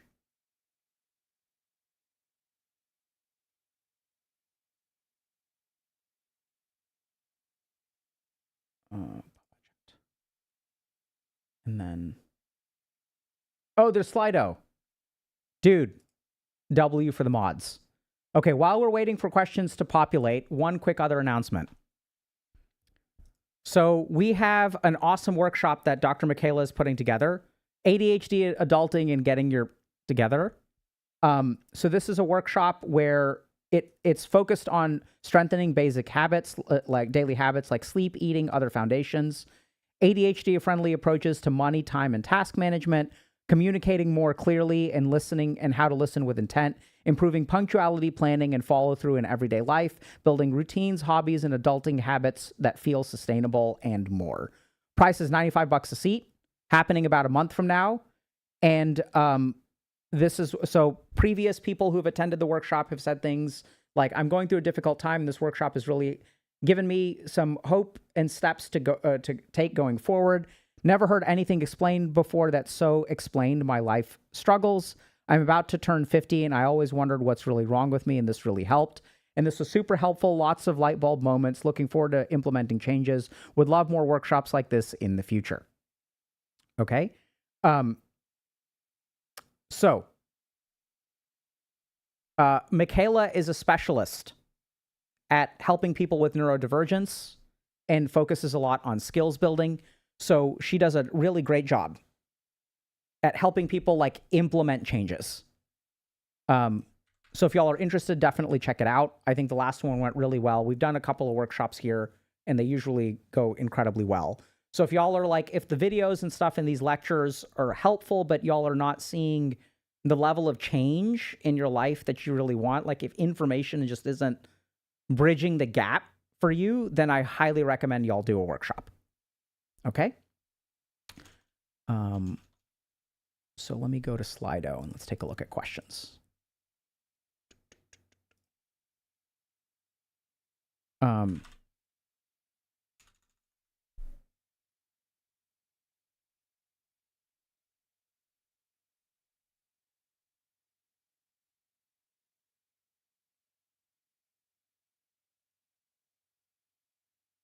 we go. Okay.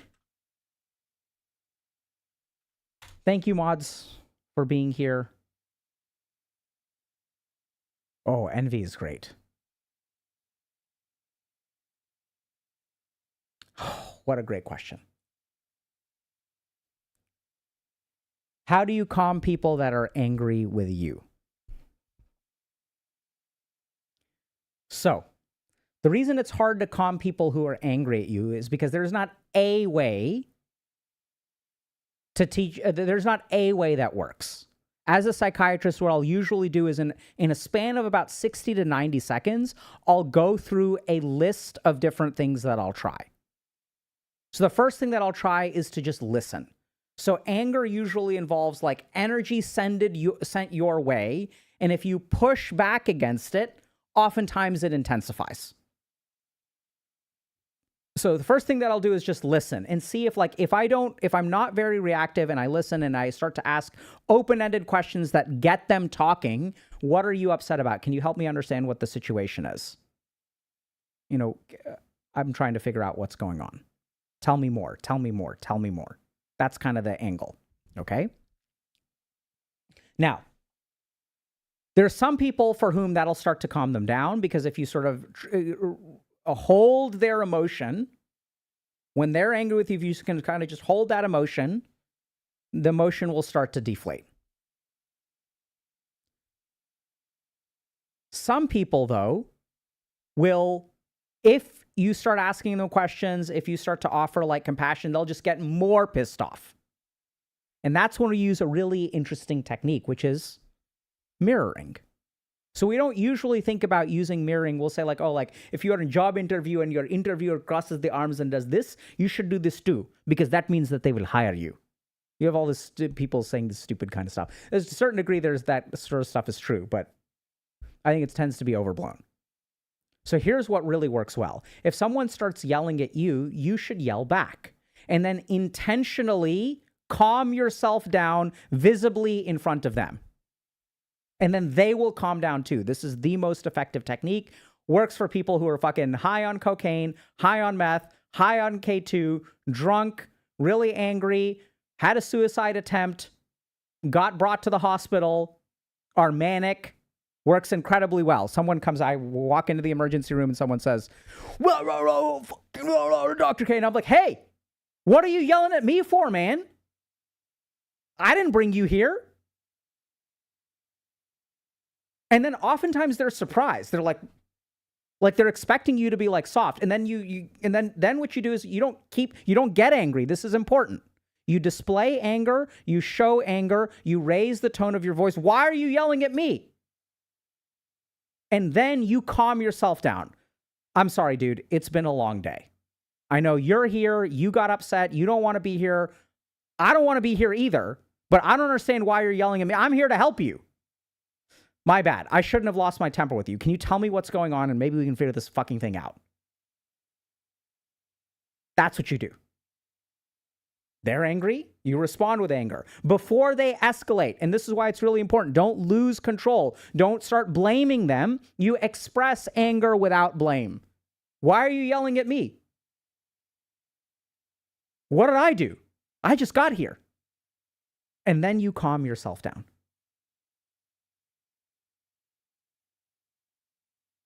Right? So, and if they are blaming you, let's say you're like at home and someone's like, oh my God, you didn't I asked you to take out the laundry, like you didn't take out the laundry. And then you get angry with them. Yeah, I didn't take out the laundry. I said I was going to do it. This stuff happened. Look, I realize I said I was going to do something and I didn't do it. Can you tell me what's upsetting you? Like, I'm going to try to calm down. Me yelling doesn't help. You yelling doesn't help. Can we try to figure out what's going on? I can maybe do the laundry now. The reason I didn't take out I have a perspective on this, right? I was about to start yelling at you. The reason I didn't take out the laundry is because I was emptying the dishwasher. You said you were going to do the dishwasher. You didn't do the dishwasher. People are going to be here in 45 minutes. The dishwasher needs to be empty. Okay, I said I was going to do something. You said you were going to do something. What are we going to do? Can we just calm the fuck down and figure this out?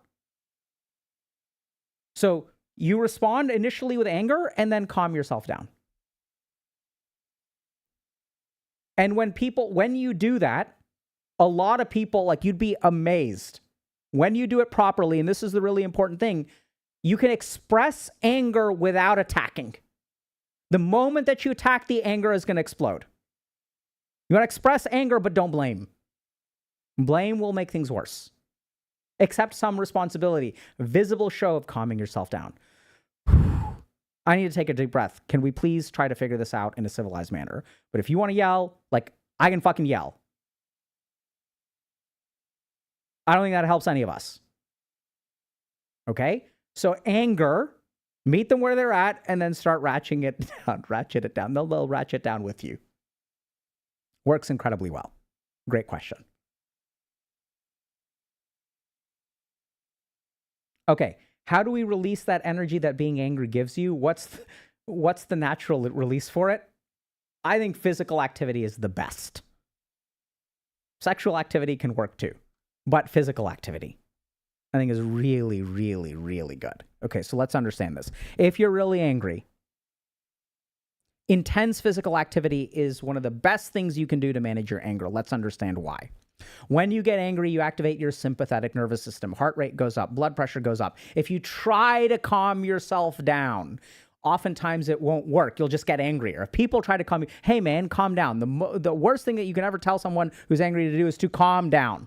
What they need to do is calm down, but you can't tell them to calm down. You can just force yourself to calm down. Your sympathetic nervous system is active. What we need to do is deactivate the sympathetic nervous system. How do half of us do it? We use things like drugs, alcohol, video games, whatever. We use something that alters our neurology, alters our physiology, so the parasympathetic nervous system calms down.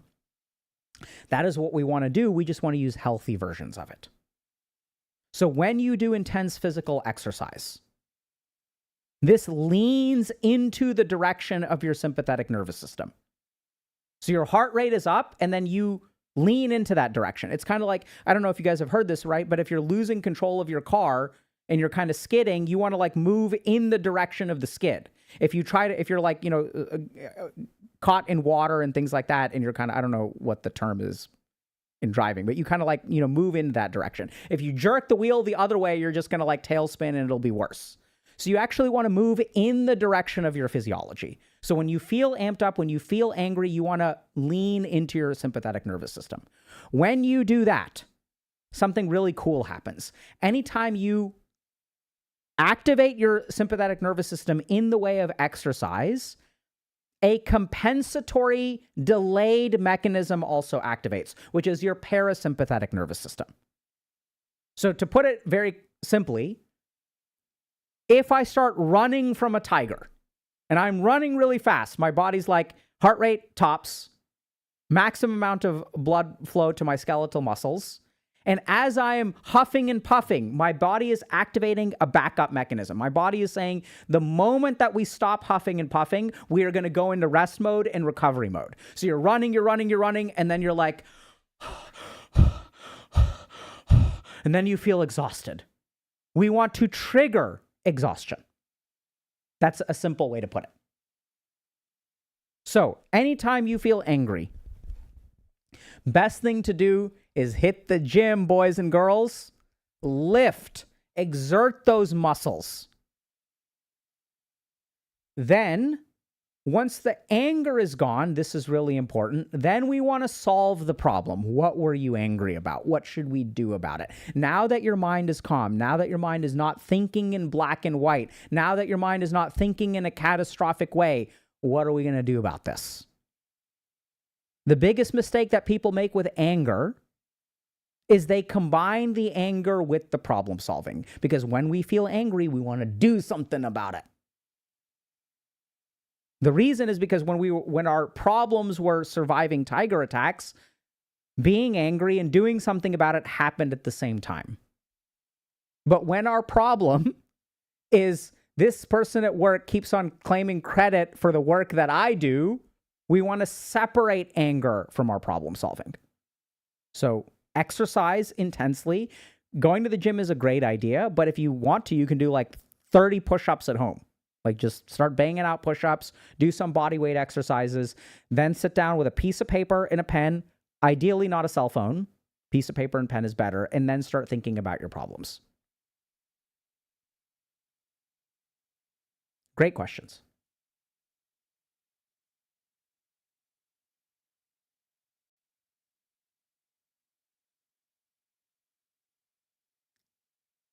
Gender to gender hate posting is driving me nuts. To cope, I shut off all communication with women. Life is more peaceful now, but is there a better way to deal? I think absolutely, right? And I think this answer is going to sound kind of obvious.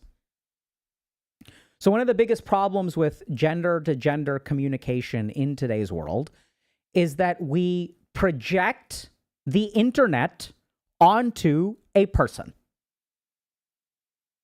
So we have all of these faceless, nameless interactions, especially through dating apps, because there's not a person there. And this is so funny. So, one of my friends was one of the earliest streamers. And by earliest streamers, I mean was streaming back in 2004. Okay? Was streaming on Justin TV. And they quit streaming. And the reason they quit streaming, they loved playing games, is because when they used to play games at the arcade. And then the internet showed up and they started playing games on the internet.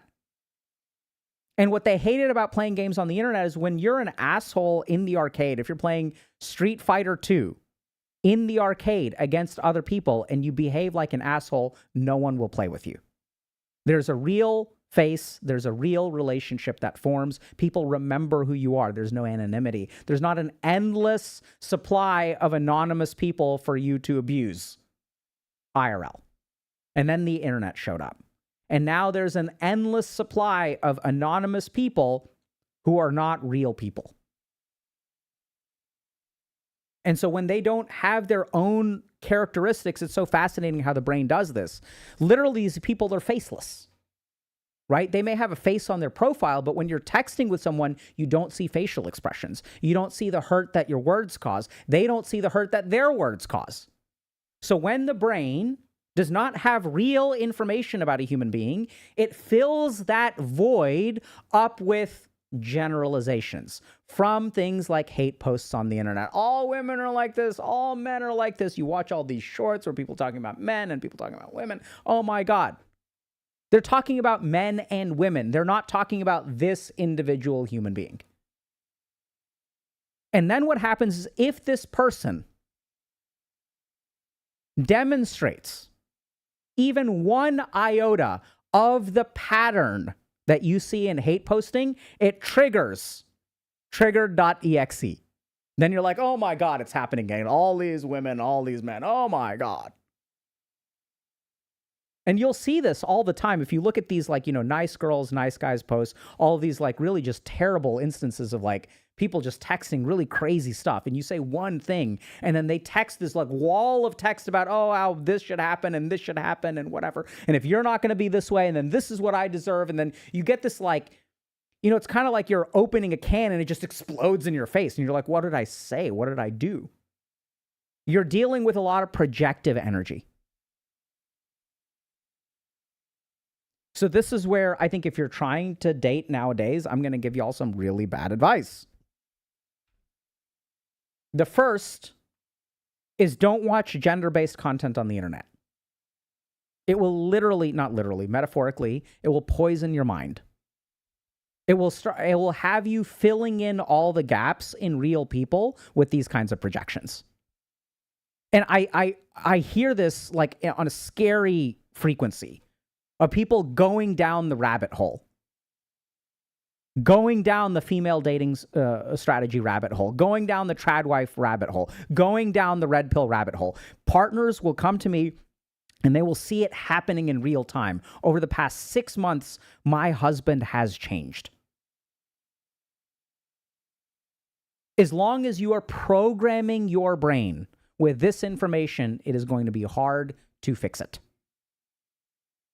Second thing, try to make it as human of an interaction as possible. And this is where there's really, really hard advice, which is that I think the faster you can make it human, the faster you can have a face-to-face interaction, the better off you'll be, because it's really hard otherwise. And texting is this whole skill. But nowadays, everyone wants to text for like 3 months before they ever meet up. But there are a lot of people who are like not huge fans of texting for very long periods of time.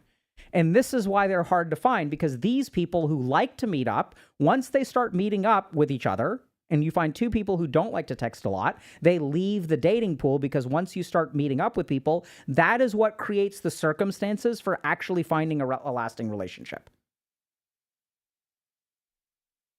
I've never seen a study that talks about the advantages of doing long distance. I've never seen a study that talks about the success of relationships coming from a lack of face-to-face contact. The ways in which we fall in love happen in person. Physical touch, oxytocin, vasopressin, facial empathy, being able to connect, laughing together. So there's absolutely a better way to do it, but you're fighting an uphill battle.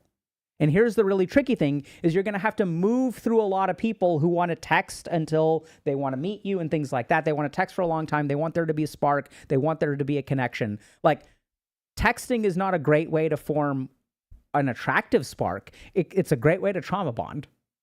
So Discord, when you share all your traumas and they share all their traumas and there's walls of text and oh my God, we feel so connected. It's great. You can form some really authentic connections on the internet. They're not necessarily romantic. They're not necessarily healthy romantic, right? But there are people who do meet on Discord and get married and have happy, healthy lives. So it happens. But it's challenging. Great question. All right, one more chat.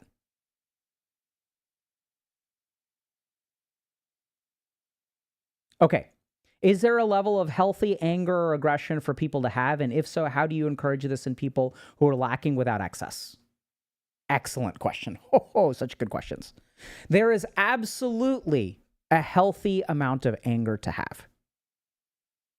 The healthiest way to have anger is to manage all of your other emotions. So remember that emotions like sadness, hopelessness, fear can turn into anger. I don't want to be afraid, but I'm okay being pissed, especially for men. So men are socialized to transmute emotions that are like sadness, like don't cry, get pissed, right? If you look at any kind of like action movie, someone like there's some tragedy, like Braveheart or something, and then like someone dies, and then like the protagonist isn't like, And then like the next, hour of the movie is 8 months of them grieving and going to therapy and crying. That's not what happens in action movies. When someone is aggrieved in a movie, they get angry. And I'm going to make it right. I'm going to make it just, blah, blah, blah, blah, blah, blah. So we transmute a lot of emotions into anger. So what is the right level of anger? It is the anger that only comes from anger. No transmutation, no alchemy. Manage your other emotions. Let yourself feel sadness. Let yourself feel grief. Move through it. And then what anger remains is the appropriate amount. Second thing that you have to be a little bit careful about is ego. So what is the right amount of anger? It is the anger that you experience when your ego is calm. So when I get egotistical, I take things personally and I get really pissed, even though there may not be anything like directed towards me. There's no real malevolence.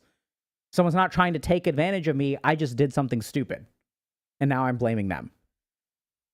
So when you're of calm mind and all of the other emotions have been dealt with and you're not in an egotistical frame where you're thinking super black and white and you're blaming other people, I'm the best and this person's the worst. When you have all those thoughts and you sit down and you say to yourself, you know what? This is my friend. I've loaned them $100 3 times in a row. They have not paid me back. This is not fair.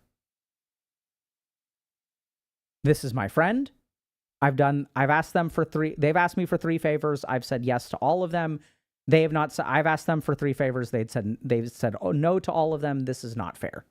I'm angry and I'm going to let them know. And when you let them know, you can say, hey, I know we're friends. Frankly, I feel like at this point you're taking advantage of our friendship. You asked me for these 3 things. I said yes. I asked you for these 3 things. You said no every single time. I feel like in this relationship, this is not equal. This is not reciprocal. So you can set your territory. You can draw your lines. You can respect your boundaries. And it's okay to be angry with someone when they violate those.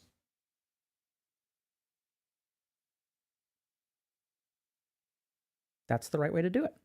It's good to be angry in the appropriate situations. The whole problem with anger is when it's inappropriate. And what makes it inappropriate? What makes it inappropriate is ego in the transmutation of other emotions. Can you react to the chakra episode in Avatar: The Last Bender? I will do this. So this is kind of a funny story. When my daughter was 2.5 and was starting to learn how to watch things, I tried to get her to watch Avatar: The Last Airbender because I had heard that Avatar is great. So I took my 2.5-year-old daughter, sat her down on the couch, and I was like, we're going to watch Avatar. And she didn't like it. She didn't understand it. She's like 2. Maybe she was 3. And so then I was like, okay, maybe she doesn't like it because there's a male protagonist. So then we started watching Legend of Korra. She didn't seem to really care for that too. And I was trying to hype it up. I was like, oh, look, they're flying and now they're using ice. And like, look at that. Isn't that cool? And she was like, whatever. So many years later, they started watching Avatar maybe about a year ago, and they're like chain watching it. We ordered the books. They're reading the books. And I told them, hey, we should watch this together as a family. And now they're watching it because I'm working. And so I will go back. I've promised them that I'll watch the show. So I will watch the show. I will watch the chakra episode. And now I will get back to y'all. I've heard there's a lot of like great stuff to learn and good life lessons. And it's like fun and engaging and things like that. So they're in Avatar nowadays. All right, y'all. Thank you so much for coming today. And yeah, I'm working on a couple of other things. You know, if y'all want to sign up for the workshop, especially if y'all are struggling to implement stuff, I've got some cool stuff coming down the pipeline, some